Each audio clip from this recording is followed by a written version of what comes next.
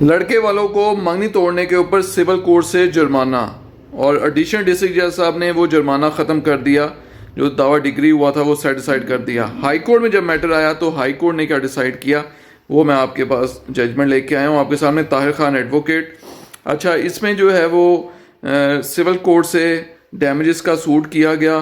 کہ منگنی ہوئی ہے، اور منگنی میں جو ہے وہ جو کافی سارے کارڈز چھاپے گئے، کافی انویٹیشن تھے، کافی جو ہے وہ ریلیٹیوز کو بلایا گیا، ہال میں ہوئی، اس کے علاوہ وہاں پہ کافی ایکسپینسز آئے، پھر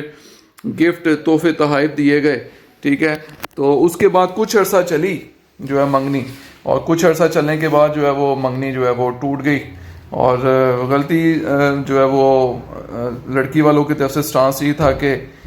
بغیر کسی وجہ کے جو زیادتی کی گئی ہے اور یہ منگنی توڑی گئی ہے بلا وجہ، اور جو ہے مزید ڈیمانڈز کی گئی ہیں کہ جی فلاں فلاں چیز لے کے دی جائے، یہ کیا جائے، وہ کیا جائے۔ تو اس کے بعد جو ہے جب ان کی خواہشات پوری نہیں کی گئیں تو منگنی توڑ دی گئی۔ اچھا اس میں جو ہے وہ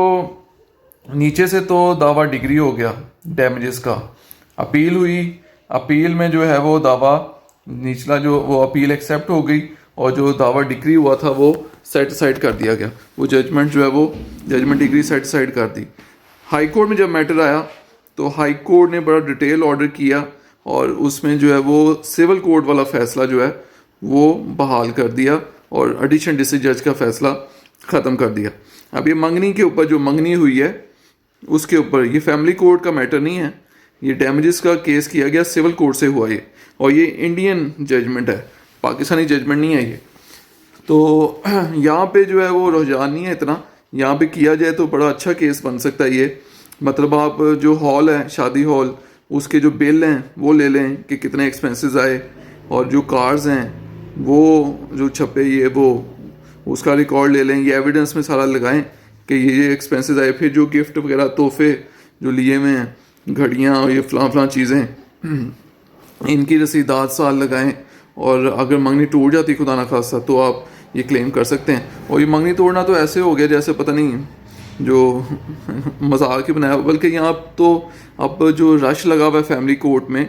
تو شادیوں کو کچھ نہیں سمجھا جا رہا، اور جو بچے ہونے کے باوجود 3-4 بچے ہوتے ہیں تو لیکن اس کے باوجود جو ہے شادیاں ٹوٹ رہی ہیں، اور بچے رول رہے ہیں، کھینچ رہے ہیں فیملی کورٹ میں، باپ ادھر کھینچ رہا ہے بچے کو، ماں ادھر کھینچ رہی ہے، اور خرچے دیے نہیں جا رہے، اور مزید آگے 2-3 شادیاں ہیں،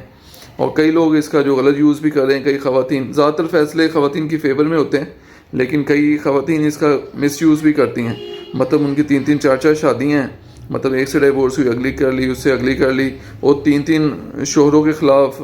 خرچے کے کیس کیے ہوئے ہیں، بچوں کے خرچے کے اور دیگر جو جہیز سامان کے۔